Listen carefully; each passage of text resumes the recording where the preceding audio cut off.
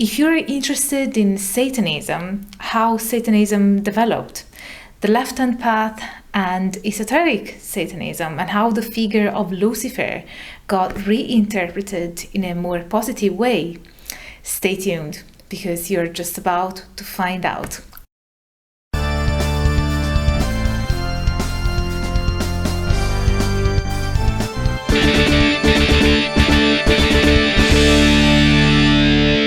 Hello everyone, I'm Dr. Angela Puca and welcome back to my symposium.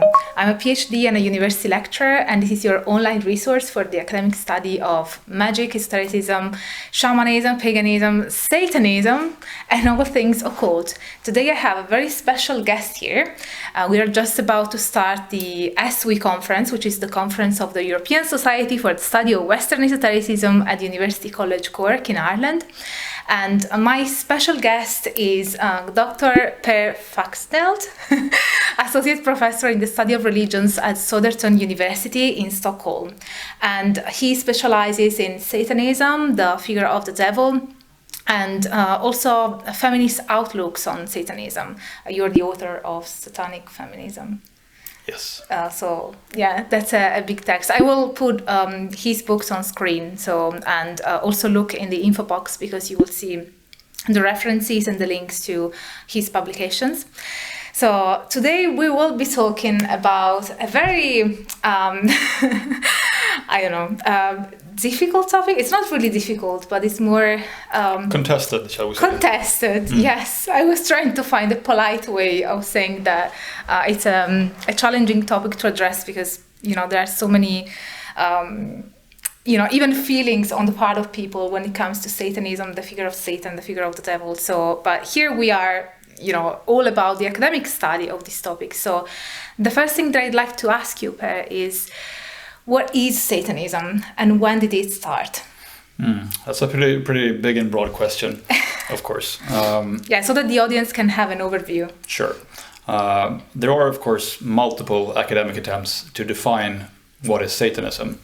But the definition that I tend to operate with is that Satanism is the, shall we say, reverence or adoration or positive reinterpretation of the figure of the devil or Satan or Lucifer. The figure, of course, has many names, formulated as a more or less coherent system of thought. Mm-hmm. So that's a pretty basic definition for you.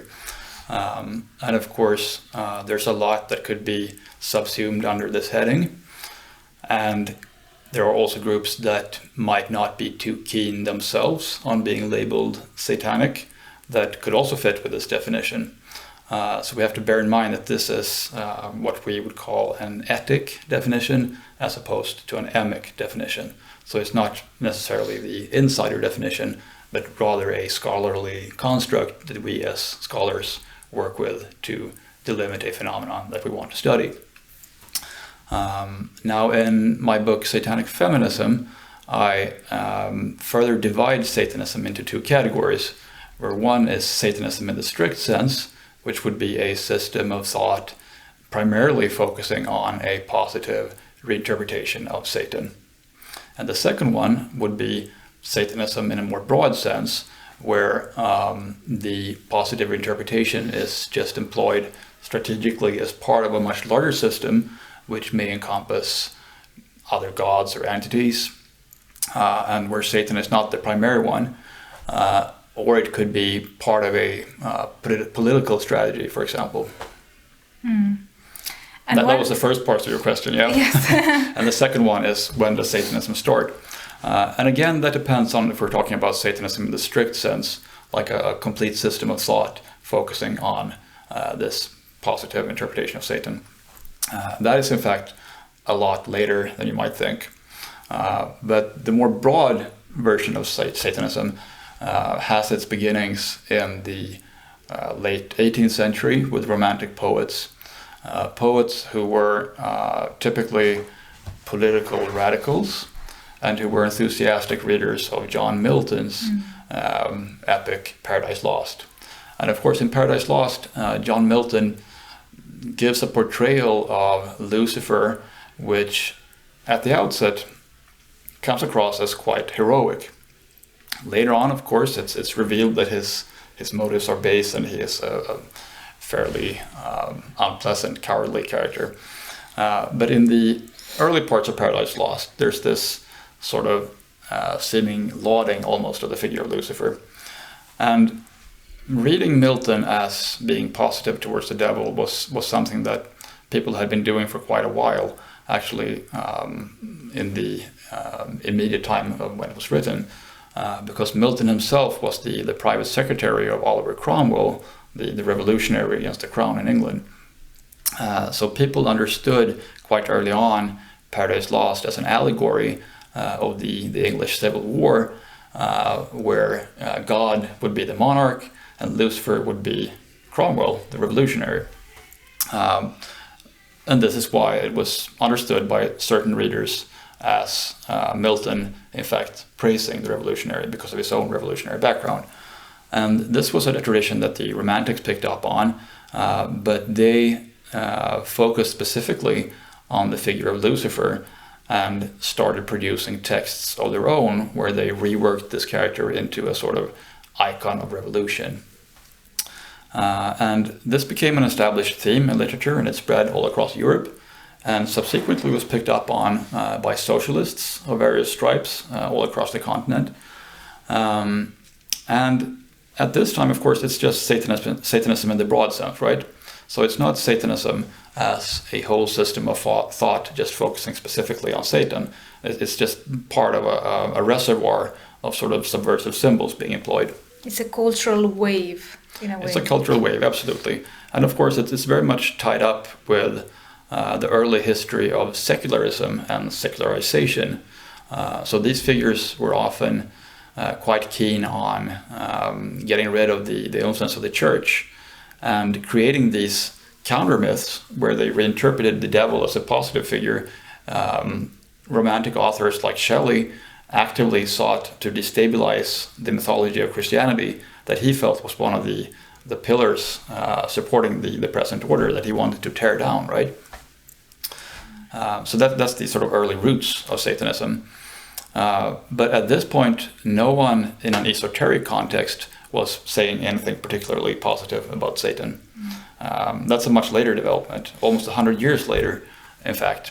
And we find the first sort of tendencies in that direction in some of the writings of Eliphas Levi, where he identifies this quite complicated concept in his cosmology called the astral light. He identifies that with a lot of things, with the Holy Spirit, but also with Lucifer. And there's a tiny opening there in the direction of an esoteric Satanism. Now, of course, Eliphas Levi considered himself a Christian, and his Luciferian sympathies are embedded within a generally Christian framework. But later on, other esoteric writers would pick up on this notion and turn it into something more fully fledged. And one of those, or actually the key figure in this context, was Helena Petrovna Blavatsky, one of the founders of the Theosophical Society and its first major ideologue. And in Blavatsky's perhaps most famous work, The Secret Doctrine from 1888, there are several passages where she makes a radical reinterpretation of the figure of the devil. And what's interesting here is that she uses the names Satan, Lucifer, and the devil interchangeably. So it's clearly the same figure to her in these passages. And what she presents is a drastic reinterpretation of the fall of man. So the events in the Garden of Eden, the eating of the forbidden fruit. And this is also interesting because this was such a key passage in the discourse of Christianity that sought to keep women in their place. Of course, you know the story with the eating of the forbidden fruit and how Eve was the first to accept the forbidden fruit from the devil, or from the serpent actually in the biblical narrative, which was later on identified in Christian theology as the devil. And because of this, Eve was seen as weaker and more susceptible to the guiles of the devil than her male counterpart. But with Blavatsky, this narrative is turned on its head. So the punishments meted out to Eve would no longer be fair punishments. For example, that she would give birth to children in great pain and things like that. And this had been used politically by, for example, medical doctors arguing for not administering pain relief to women giving birth, because this was supposed to be a punishment for God for Eve's transgression. Quite horrible. And this was also used in the rhetoric of witch hunters and inquisitors, like the authors of the infamous Malleus Maleficarum, who also argued that woman was particularly susceptible to the Satanic. So this had drastic consequences in European history, of course. Now, Blavatsky then, she turns the story on its head. She says that Satan is not our enemy. Satan is the bringer of gnosis. The serpent gives us a fantastic gift, setting our cosmic evolution in motion. He is a bringer of esoteric wisdom. So that's a completely different story. And of course, this also reframes Eve's role in this drama. And quite a few early theosophical women picked up on this and saw the implications of what Blavatsky was doing here.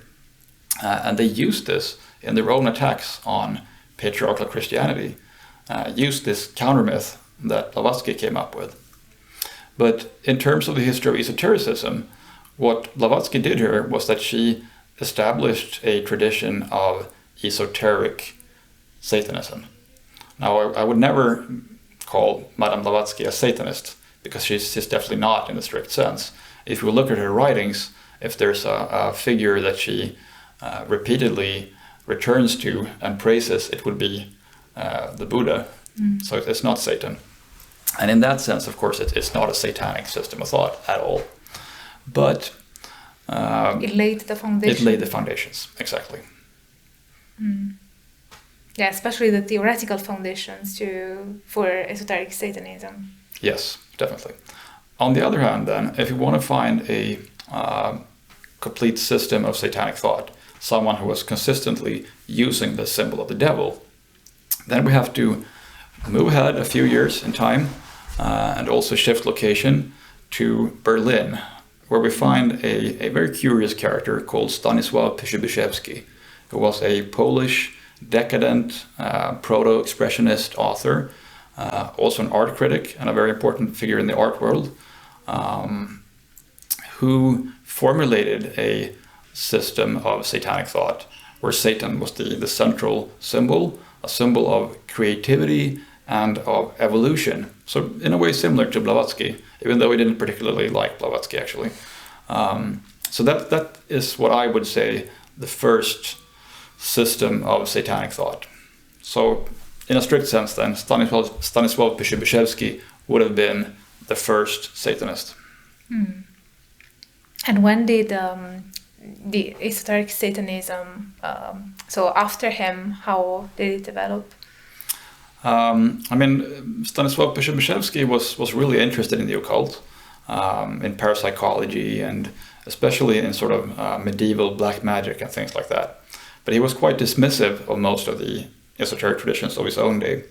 So his system was not really an esoteric system of Satanism, but rather something a bit in between.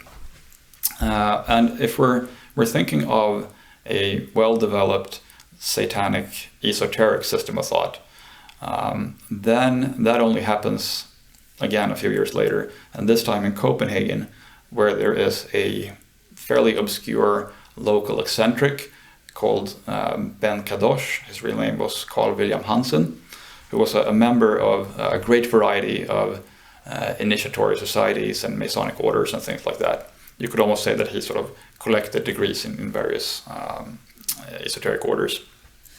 And he came up with a system, an esoteric system of thought, that he presented in a pamphlet that he sought to distribute widely, where he places Satan as the central figure in an esoteric system. And of course we know that his ambition was to recruit people for his Satanic circle, but it's quite uncertain how many people actually did participate in the activities. We know that he had a few adherents, and there's some rather wonderful visual material produced by members of this circle that's preserved at the Royal Library in Copenhagen. So we know there was some activity going on, but we don't really have that many details. Mm-hmm. So that, I would say, is the first Satanic organization in a sense, but of course it's a minuscule one. And then if we move a little bit further ahead in time, we find in Germany a group called Fraternitas Saturni, the Brotherhood of Saturn. And this group is perhaps not one that you could describe as Satanic per se, but they did identify Saturn, the central symbol of the order, with Satan, and perceived Satan as a sort of initiator in the tradition of Blavatsky. And in this group, they also celebrated a type of Luciferian masses. So they had some sort of ritual practice going, and they had this identification of their primary symbol, Saturn, with Satan. And we could at least say that in this fairly well-populated order, there was some Satanic content, even though they were working with a lot of symbols and entities simultaneously. And then in the 1930s, we have the first instance of a more or less public Satanic esoteric group, which was run by a woman called Maria de Naglovska. And this group organized a type of black masses that were almost like theatrical events to which the general public could have access by paying a fee. And she also published a magazine detailing her rather idiosyncratic, esoteric, Satanic idea, and I would put that within quotation marks because her ideas are also so very much anchored in a Christian worldview where Satan is actually primarily an important part of God's plan. So that's its function. It's not really the lauding of Satan that comes to the fore, but rather the important function that Satan supposedly has in God's grander plan. Mm. And then there are several other smaller groups. For example, one in the I think late 50s or early 60s in Toledo, Ohio, in the United States. And all these groups predate what would be often perceived as the foundation of modern Satanism, with the 1966 founding of the Church of Satan in California by Anton LaVey. And I think the rest of the story is a bit more well known, that this early history of Satanism has been fairly obscure up until quite recently. Mm. Yeah, I think that now people tend to distinguish between theistic and atheistic Satanism. Would you make the same distinction when it comes to the contemporary Satanic milieu, or do you think that it is an oversimplification? It is to some degree an oversimplification. If you look at someone like Anton LaVey, of course he is primarily an atheist, but there are also some passages that can be seen as a possible leakage of a theistic tendency into his Satanism, where he speaks, for example, of Satan as a dark force in nature. But on the whole, it's an atheistic system, and this is something that has been very much emphasized by those handling LaVey's legacy and taking the Church of Satan into our century. But I mean, these distinctions, for me as a scholar, are just something that we would have to, on a case-to-case basis, decide what's useful for what we want to do as scholars, right? So yeah, that's always the distinction between the emic and the etic. Yes. Yeah. I will put it on screen what the definition is, but yeah, the emic perspective is how practitioners would define themselves, and the etic perspective or the etic definition is how scholars would define what practitioners do. And in some cases, the two are not the same. No, absolutely. There can be a discrepancy. But in some cases, depending on what you want to do in your scholarly project, it might be better to just stick with the emic definitions and not come up with a definition of your own. It all depends on what goals you have set for yourself for that specific project. And I was also interested in knowing about the relation between Satanism and the left-hand path. Yesterday we were mentioning that and the connection with Kennet Grant. So. Sure, I mean that's a complicated history, and to some degree, the left-hand path can be perceived as an umbrella term that would also encompass Satanism, but the interpretation of the left-hand path, which is of course an Indian concept to begin with, in this Western occult milieu, is something that partly must be understood against the background of Satanism. In a way, it's a post-Satanic development.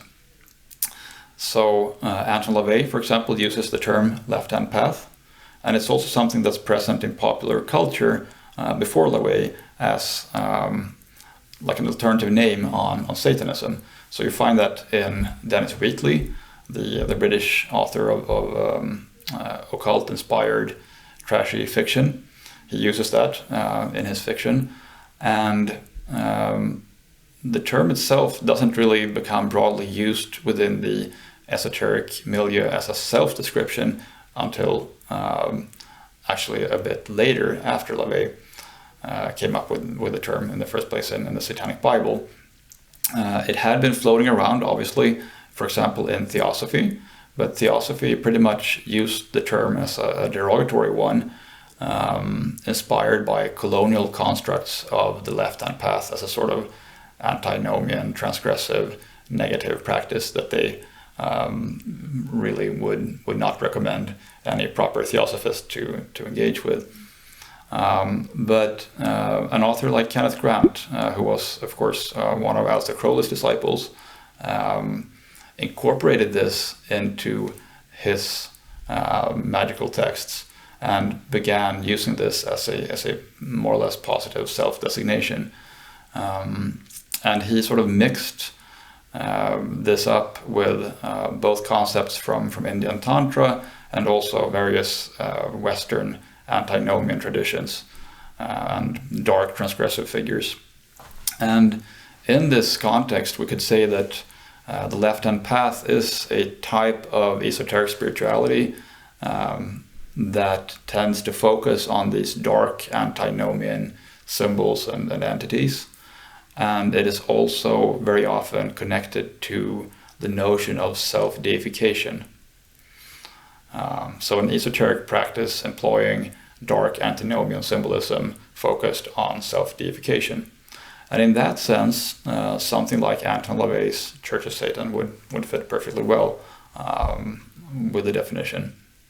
But it's something that becomes more stressed in terms of terminology in groups that arose from the Church of Satan, like the Temple of Set, the group that broke off from the Church of Satan in 1975, where the theme of self-deification, which was present in the Church of Satan, but in a more secular manner, now became something of a metaphysical, esoteric project, an actual literal self-deification. You would turn yourself into a living god or become a god after the death of your physical body.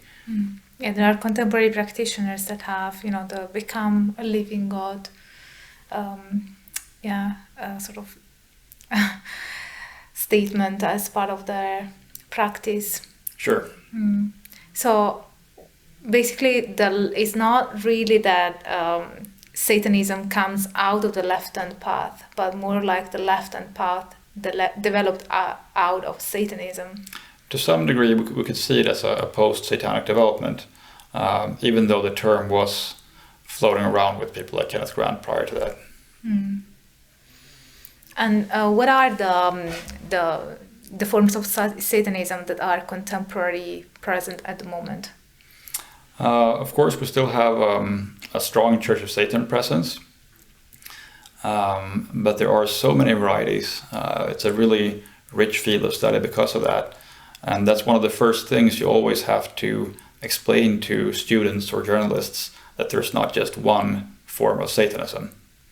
Because you will often get questions like, so is it like this in Satanism? and then you have to explain that there are, various Satanisms, so in the plural.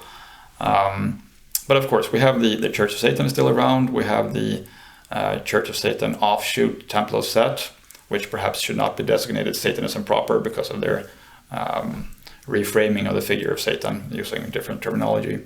And we have the quite peculiar form of Satanism that arose in the Nordic countries in the late 80s, early 90s, with the black metal Satanism, which is extremely antisocial and transgressive, which was famously connected to several murders and a great number of church burnings in the Scandinavian countries in the early 1990s. And this is a very strongly theistic form of Satanism, also emphasizing Satan as an evil figure, which is quite interesting because that's something you don't often find in Satanism generally. Most Satanists would consider the devil to be the good guy, but these folks instead emphasize the evil nature of Satan and embrace that. And then we have the politically progressive Satanism that is now taking the world by storm. And I would say that's probably the biggest form of Satanism today. Mm-hmm. It's something that's growing at an immense pace, which has a real impact as well in more mainstream contexts in a way that we haven't really seen with Satanism in quite a while. Mm. And do you think that Satanism is necessarily Christian or linked to Christianity? I'm thinking about this because I'm aware that there is a controversy in Italy, because there is a group of Satanists that would like to be defined as pagans, and the pagan community doesn't want to accept them as pagans.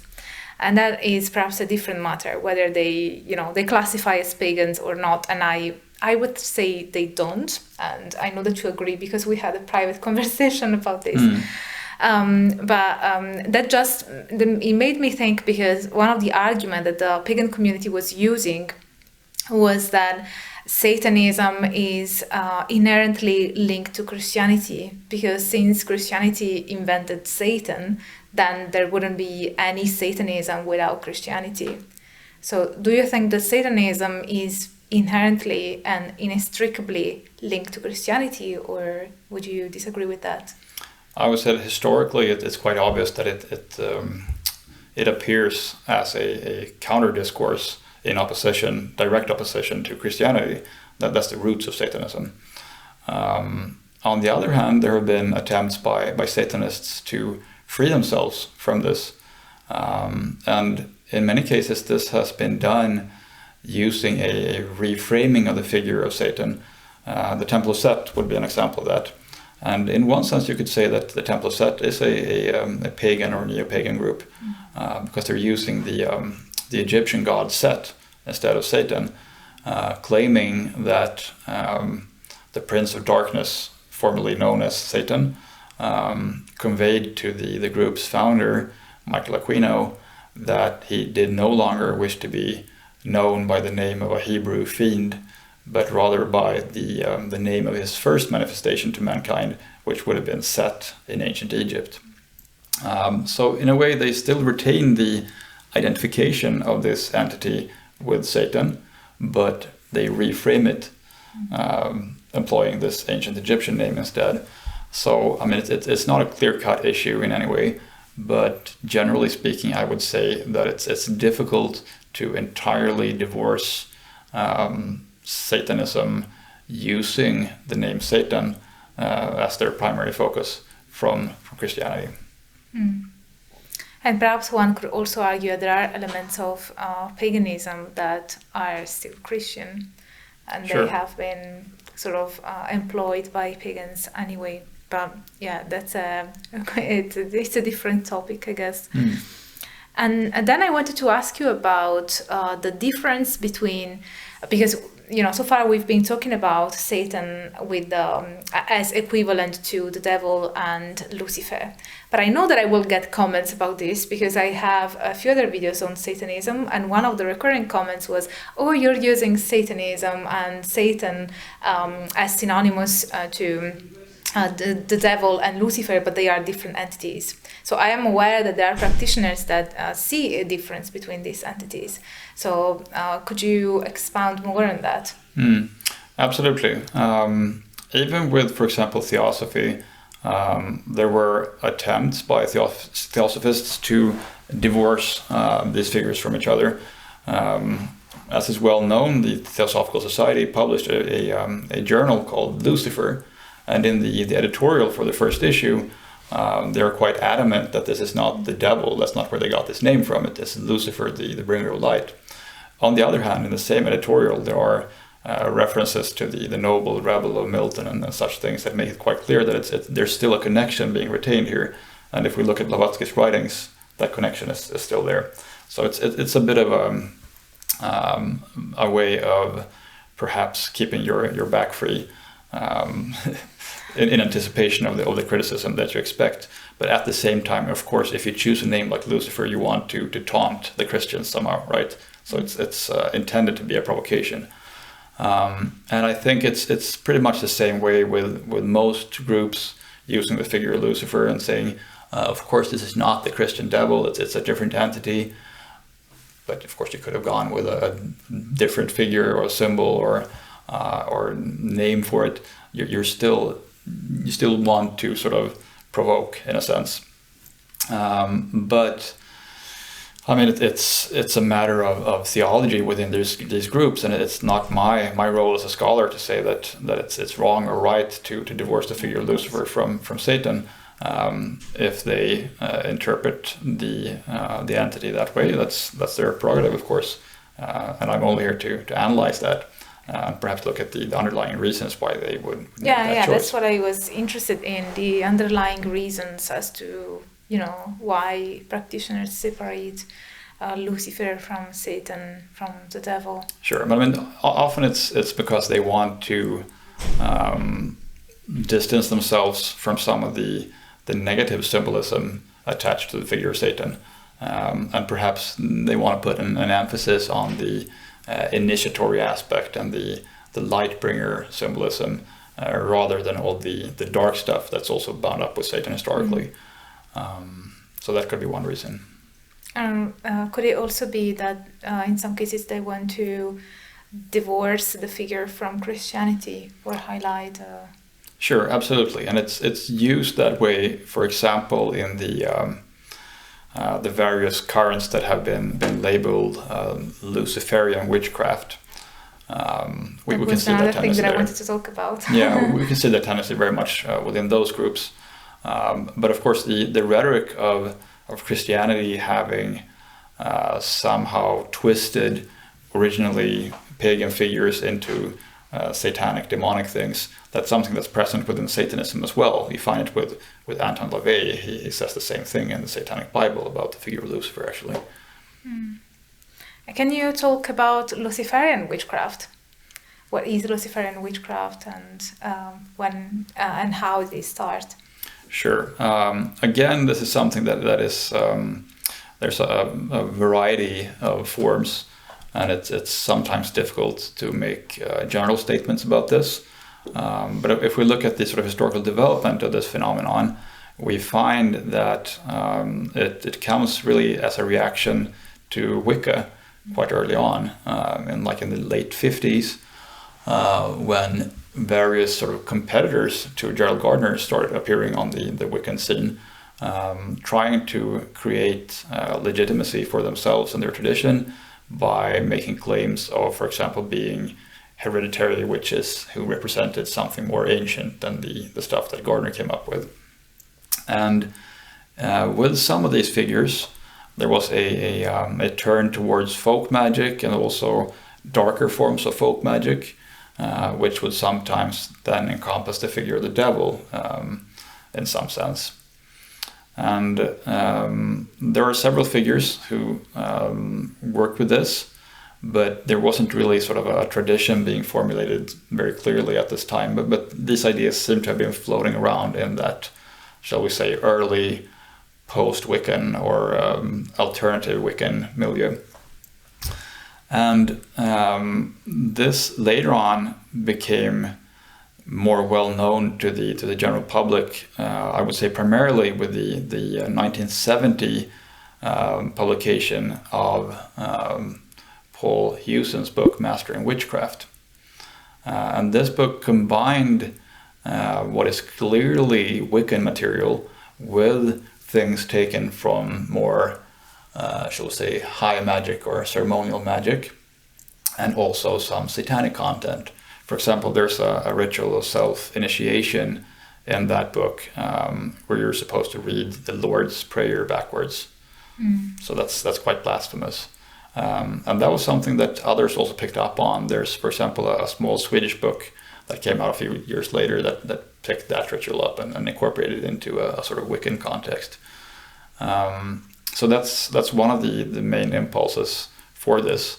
But then a lot of people started working with this type of combination of witchcraft and elements from Wicca and ceremonial magic and folk magic and some satanic symbolism.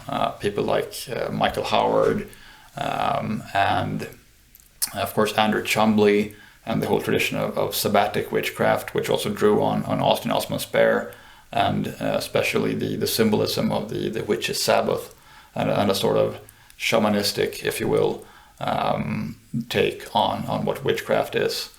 And this then involved the whole symbolism of the devilish sabbatical rites that are known from the early modern period, but of course reinterpreted the whole thing into something different, but retained some of the satanic symbolism of this.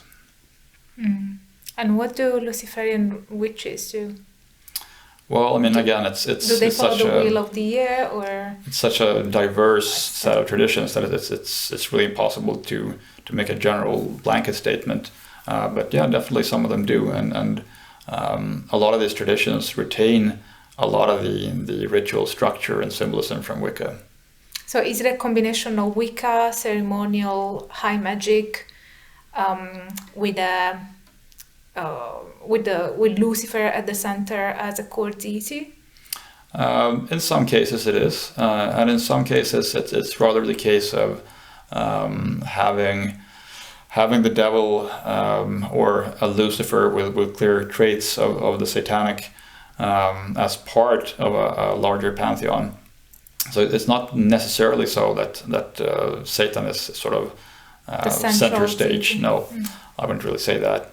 And also with the ceremonial high magic thing, which is of course a bit of an arbitrary distinction, but even with that, many of these traditions have come to emphasize folk magic much more. So sort of the magical practices of cunning folk from the traditional agrarian European societies. So there are so many different strands within this broader tradition of Luciferian witchcraft, and there are also differences between the US and the UK and other countries as well. And in Luciferian witchcraft, do they employ the figure, the entity of Lucifer in a theosophical sense, like the bringer of the light, or as a rebellious figure? There can be a bit of both, and of course with the figure of Lucifer as a bringer of gnosis, that also goes back to ancient Gnosticism, and that's something that Madame Blavatsky refers to quite a lot in her work. This supposed reinterpretation by Gnostics of the serpent as a bringer of gnosis, which we can find in some actual Gnostic texts, but where the, shall we say, satanic connotations of this were of course very much overemphasized by the early church fathers who wrote texts about what the Gnostics were up to. So that's a tradition that's present, but there are also this sort of folk magic traditions that really have very little to do with something like theosophy or Gnosticism. Folk traditions where the devil would be a figure you could turn to for magical purposes to get help in specific situations where God or the church would be very unlikely to help you. For example, this thing with childbirth, where women were supposed to give birth in great pain as a punishment meted out by God. you find in many countries folk medical practices where you turn to the devil for help to alleviate your pain during childbirth. Of course, often, according to folklore, with horrible consequences. Your firstborn son would become a werewolf, things like that. Yeah. And why would the women do it anyway if they believe that the firstborn child would turn into a werewolf? Why would they still resort to the devil to help them with the pain? One interpretation could be that it was out of desperation. Another one could be that there's a disconnect between the actual practices and beliefs surrounding these specific rites, and then the people who would have helped out with that, and the, shall we say, more legendary elements in folklore, sort of the tales spun around these practices as something you'd tell around the campfire. Oh, this is really interesting. I really enjoy this conversation. Thank you very much, Per, for being here on Angela's Symposium. And obviously for you guys watching this interview, let me know in the comment section what you think about what we said, whether you have questions. I will do my best to answer them. And don't forget to check the info box also for contact details and and Per's publications. So thank you very much for being here on Angela's Symposium. Thank you for having me, Angela. So as a bonus to this interview, I thought I would read you a short story. And it's a short story written by me. Aside from my scholarly career, I also write fiction. And in my debut collection of short stories, The Tree of Sacrifice, which came out in 2020, there are quite a few stories drawing on folk magical and satanic symbolism. So this is a story which is called The Annihilator, and somewhat unromantically, I have it as a PDF, the English translation here on my phone, so I will read it to you from my phone. The forest surrounding Skyttmo Mountain burnt down in 1834. Everything was consumed, save for a few resilient pines with deep roots which remained, charred and mangled. Most of the forest floor itself had been destroyed, and all the animals were gone.